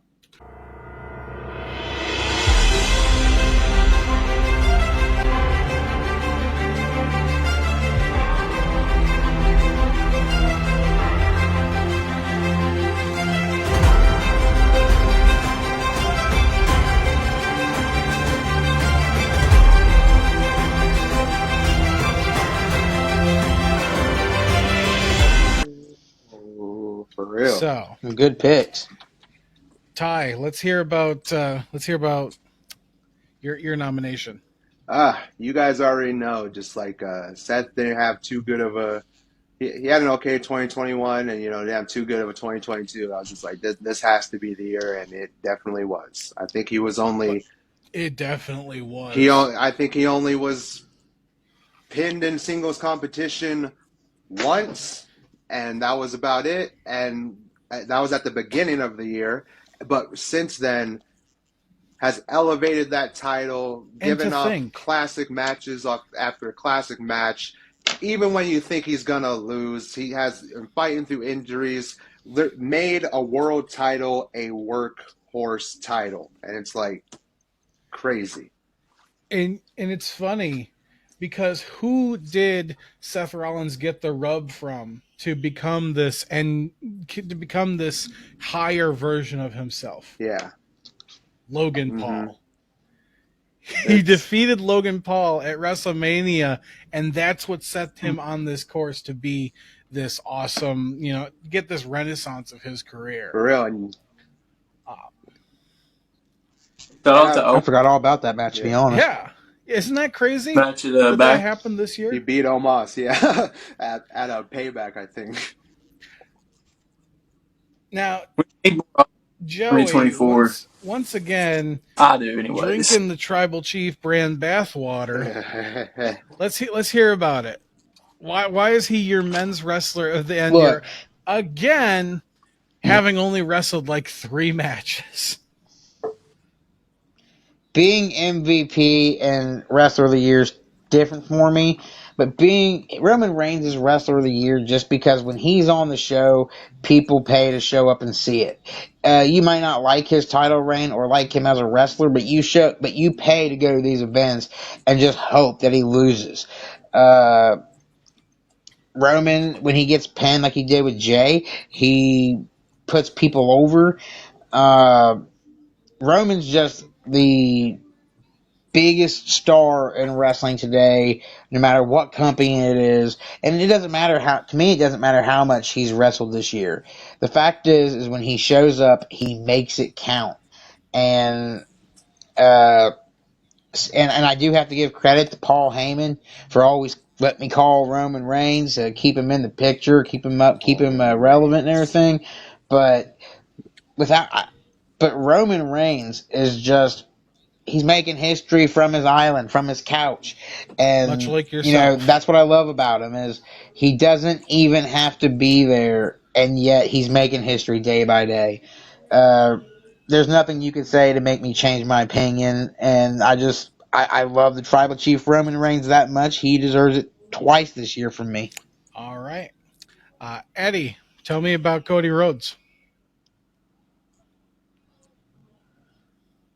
Well, like Joey said, the MVP and the Wrestler of the Year, I feel like they are a little different.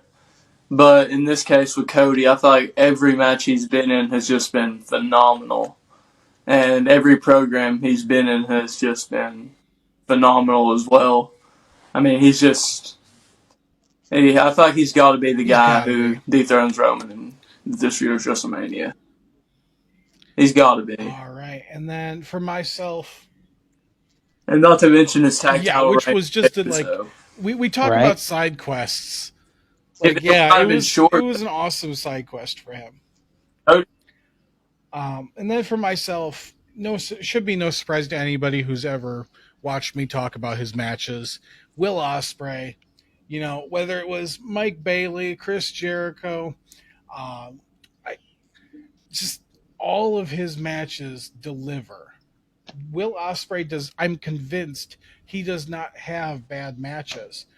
His barn burner with frickin' David Finlay, where David Finlay destroyed his UK title, and now that's leading into Wrestle Kingdom 18. Like, there's so much good wrestling out there, and Will Ospreay has made a conscious decision to be part of all of it. He wrestles for every company, whether they got 2,000 people in the building or 20,000 or 81,000 for that matter. So I think it's just a testament to how much he's done this year. But that is my men's wrestler of the end year. And then we have a few little awards left to give out here.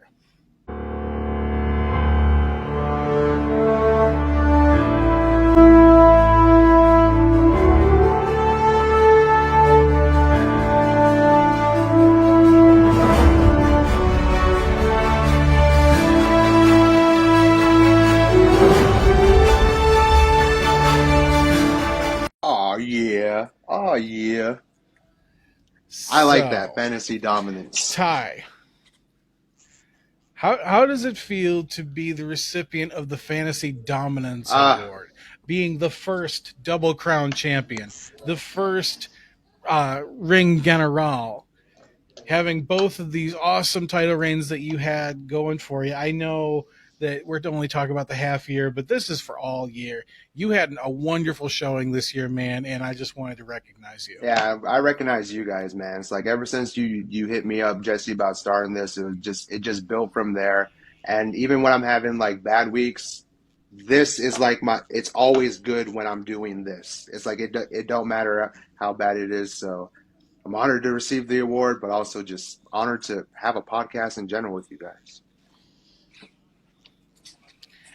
Now I know what Luke Harper meant when he said it's Thursday. You know what that means. And not to mention Ty, working possibly towards his 5th title in RPD. That's history right there itself. Already being a 4-time champ, now you're looking at possibly being, or no, you would be a 4-time champ. Being a 3-time champ, now looking at possibly being a 4-time champ. 5 is coming at the Royal Rumble. By the end of Royal Rumble, I will be 5. Hey, we'll see about that. I do want to point out that as much crap as I give Tyreek here, as much crap as I give him, if I'm gonna lose all year around, I appreciate it being to someone so dominant on the podcast. First ever champs and this and that. I mean, if I'm gonna lose and have a terrible win-loss record this year, I guess I would prefer it be to someone like Tyreek here, who, we can all say has had one of the best years of any of us host. And absolutely, just in general, we've all grown together this year. We have a physical title and a ring we fight for. We have Hall of Fame now, and I can actually relate to you, Ty, how you feel, because when I won that Tribal Chief Bathwater Award last year, man, don't make it about you. Don't make it about you. This is my award ceremony. So I'm saying I can understand how it feels, though, bro. So congratulations on winning it. Next up, the Gorilla Monsoon Award, an award that I put together to just recognize one of, who is the greatest announcer in the industry right now, and that has to be Michael Cole. He has grown so much, and it's like he's chipped away at this, this bedrock of just this awesome announcer that we always knew he could be. But this year alone, he has been able to really showcase that, being out from under the thumb of Vince McMahon. Perfect. So just wanted to give him his flowers. I know we haven't seen much of Pat McAfee this year, but ever since Pat McAfee came into being his partner, I think ever since Pat McAfee and him got together on SmackDown, that's when we really got to see another side of Michael Cole. Like, even Michael Cole said, like, I feel like I could do this another if we existed so many number of years, because he brought that out of me. If we existed in 2022, this award would have gone to Pat McAfee. Yeah. And then, which, by the way, I am hoping that we see Pat McAfee in the Rumble this year. Too. Shout out to Cole, I'm praying for it. If anything, I just hope he's on. I really hope he's on the panel. I don't really want to see him in the match, but I really want to see him on commentary, because that'll just make me rewatching it. Are we really gonna maybe have commentary get up to the table? Plus, we can't really ignore the fact that Michael Cole technically has a better WrestleMania record than The Undertaker. He's what? Yeah, he's undefeated. Undefeated. But I suppose one thing. Taker's lost twice and Cole's lost 0. Is that, like, he has like this sort of just dynamic with every superstar he talks about. Like, how he feels about Dominic, how he feels about Cena, how he feels about Cody Rhodes, exactly. It's like he has a dynamic between everybody. Absolutely. One thing I like about Michael Cole a whole lot, and everyone can say this about somebody in wrestling, is Michael Cole's been there since I was able to watch wrestling, since I can remember turning on a TV and watching. And Same here. And seeing Michael Cole there every Monday, Thursday, Friday, pay-per-view, the fact he's only missed 3 shows in like 25, 26 Yeah, it's years, incredible. it's definitely a testament, because if you go back to a certain number of years ago, fans would boo him. No one liked Michael Cole, and now it's like he's finally getting the flowers he deserves. And he's without a doubt already a first ballot Hall of Famer. When it comes time for him to hang him up, Absolutely. I could see him going in the same year or the year after, and I wouldn't argue with it. And then lastly, our Brand Warfare Award had to go to CM Punk. I mean, come on.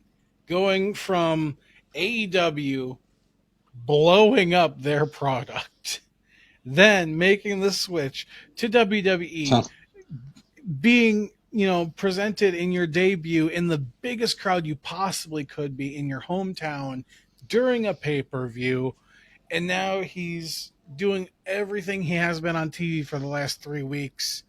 Come on. It's just, what can you say? It's such a both strange and amazing time to be a wrestler. Yeah, fan. and like I think Triple H put it best. Hate him or love him, CM Punk, people talk about him. It's like it's insane. It's insane. Yes.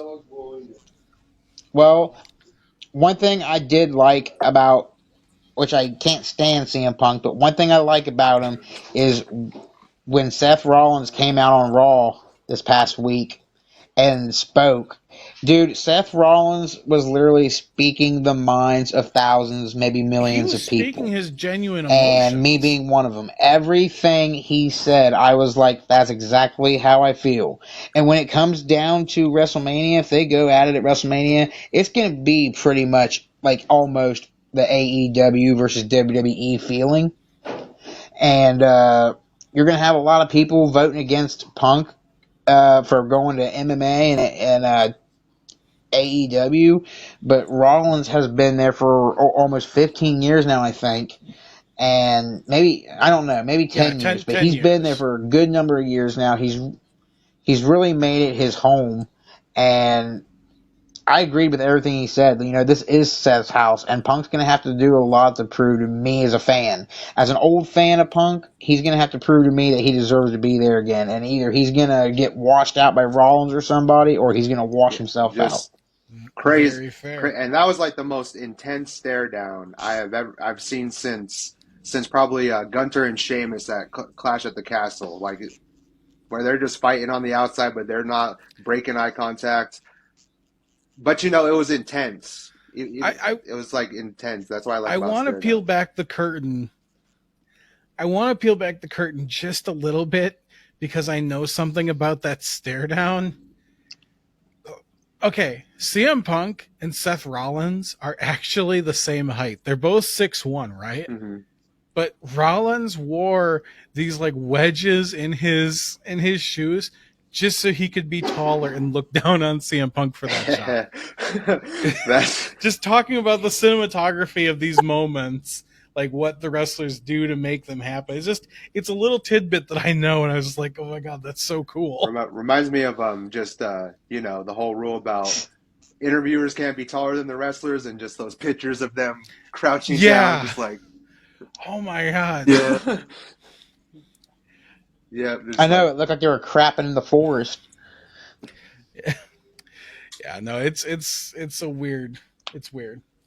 But moving on.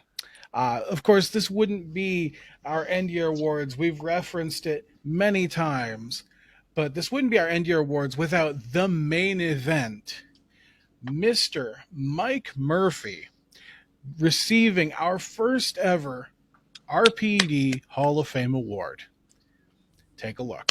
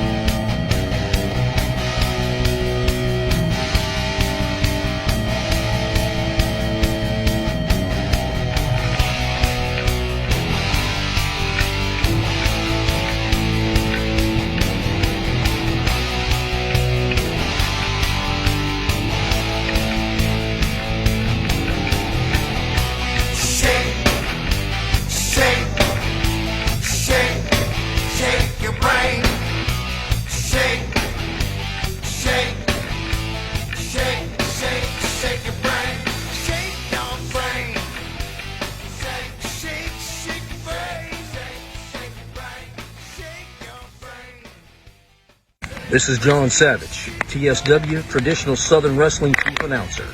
Been asked, what is my opinion of Mike Murphy? That's easy. Whether he's a second-generation wrestler, second-generation promoter, second-generation trainer, he's always giving 110% to the business. Even more if he's got it.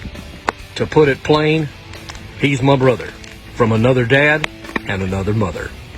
Congratulations there, Triple M Marvelous Mike Murphy, on being the 2023 inductee into the Ring Post Daily Hall of Fame. You deserve it, brother. Congratulations. Hello, this is Iron Man Mike Woody, Commissioner of TSW. I hear that a good friend of mine, Marvelous Mike Murphy, is being first inductee to the Hall of Fame of Ring Post Daily. Congratulations, Mike. You are well deserved of this great honor.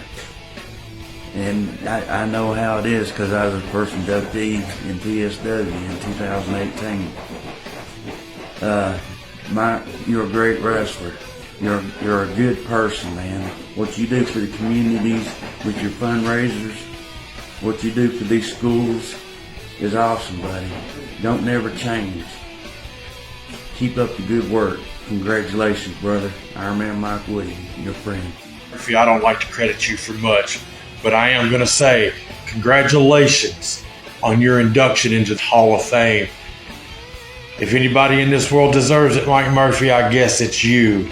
Dedication, hard work, sweat and tears, I guess it does really pay off. This is the one time you're going to hear Austin Michaels say it. Congratulations. You deserve it. First off, we could do 100 more years of this show, 100 more years of Hall of Famers, and it's always going to come back to the very first one, Mike Murphy. So that's pretty cool. That's cool that no matter how many of these we do, you'll always look back and say Mike Murphy was the very first one that, you know, got us to this point or that point. So that's very cool to have Mike Murphy inducted and being the first Hall of Famer of this group. It's just another stepping stone of how far we've grown as a podcast over the very first year.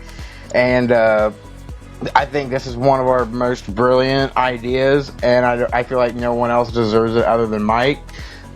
Me, on behalf of the podcast, want to thank you for allowing me to manage Mr. Eddie Wade, come and set up rings and be a part of the show and everything. We all appreciate what you've done for the podcast and for me. But yeah, it's pretty cool to see you be the very first of God knows how many Hall of Famers we'll see on the podcast, but it'll always come down to Mike Murphy as the very first. I cannot deny the skill you have and everything like that. You've taught me a lot of what I know, pretty much all of what I know, other people at TSW. And I think that if there's anybody who's going to get this award, it should be you. Well, thank you. It's an honor. I don't know what to say.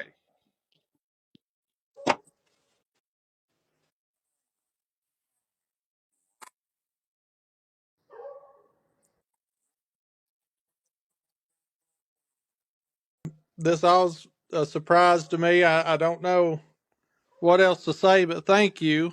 And it's an honor to be inducted into the Hall of Fame, the first one.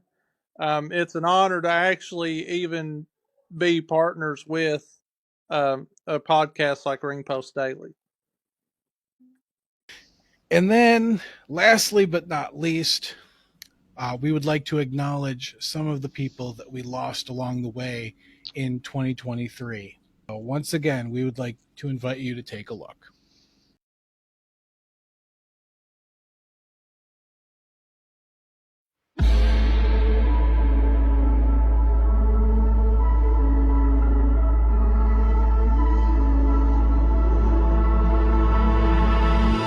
This feels like one of those moments by so fast. You wanna do something to make it last.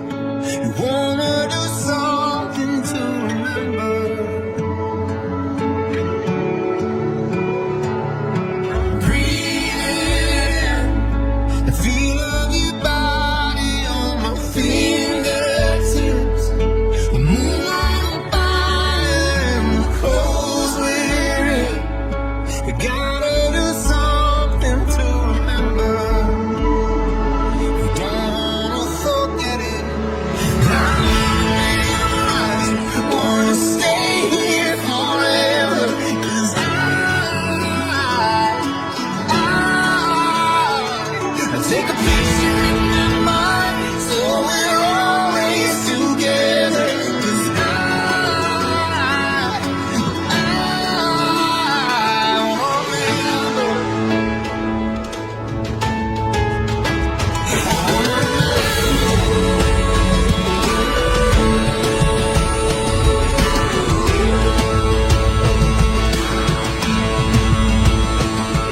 the night is clear, all of the stars and the atmosphere, wishing that they were you and me right here. They're showing up for us. I don't wanna forget. I remember us. Wanna stay here forever.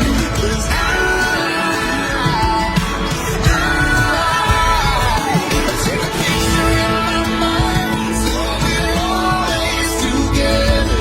'Cause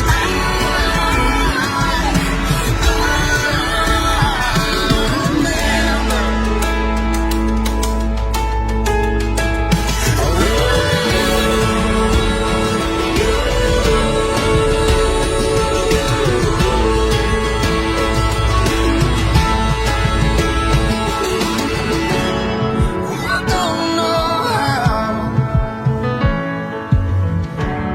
every second gets better. I wanna be here now. I want to remember. Yeah, I wanna be around you. I wanna stay here forever. 'Cause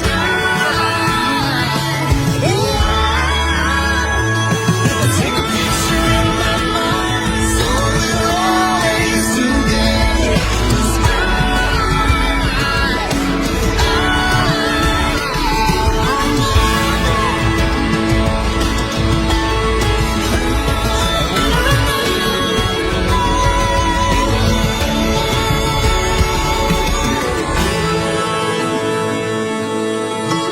I want to remember.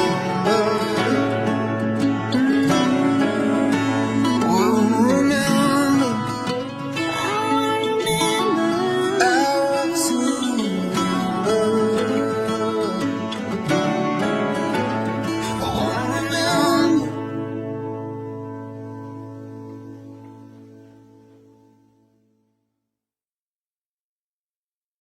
Do you guys have any closing thoughts? This has been a great year. It has. Really has. Can't wait to see what the new year comes, and it's A lot of Rumble is like just a great start for that. It's like it's gonna kick it off right, and it's just gonna. I feel like it's just gonna grow from there. We're gonna have momentum going in there. I cannot wait for it. I cannot wait for it. I can't wait either. 44 days away. y'all do realize we're gonna have to get someone to take a Yeah. group selfie, Oh, we're right? gonna have to get a lot of people to take selfies. No, I'm saying we're gonna have to get someone to take a group Yep. selfie of Yeah. all of us together. Now, But no, I guess one thing I'd like to say is I appreciate you guys for inviting me on the show in the beginning of the year. Although I lost, I had the most fun losing. dude, you are the biggest loser, and we love I want you. to appreciate Jet. I'm the happiest loser.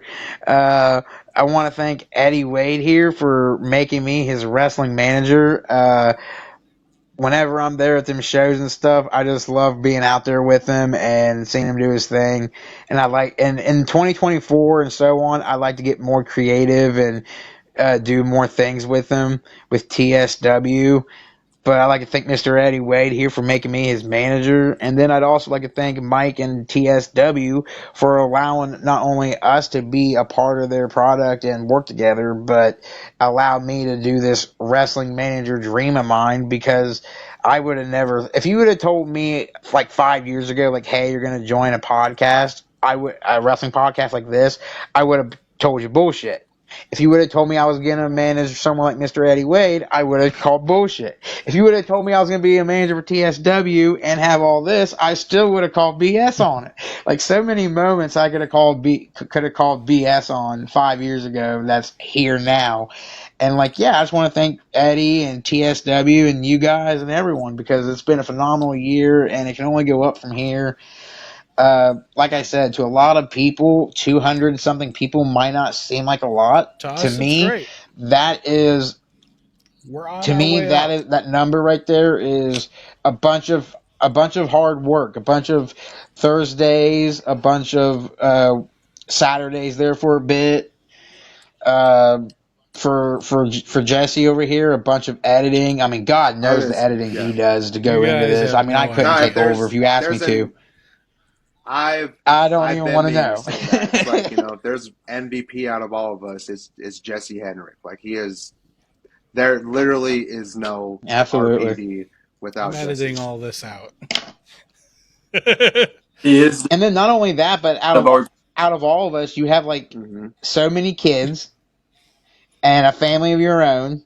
You have everyday life to deal with, and then you still find time to make this podcast as good as possible for everyone. Just the fact that you thought to bring Eddie on and make him an official host on here, that was amazing too, because I don't think me and Ty would have even thought of that. Like, no disrespect to Eddie, I just don't think it would have crossed our minds to add another host. And then you found a way to make it work, and everyone's having fun on here because of you. And I it's think a like, lot of, yeah, like Tyreek said, I think if there was a podcast MVP award, I think you'd be and wearing it just the right now small too. the That small belt. things, Thank and you. the big, like, you came up with the concept for the ring. It's like, it's like just stuff like that. Like, thinking of We needed something else. We needed something else for people to fight over because you and I have been hogging the title. Gotta give Eddie and Joey something to Does fight for. anyone remember? Does he screw off?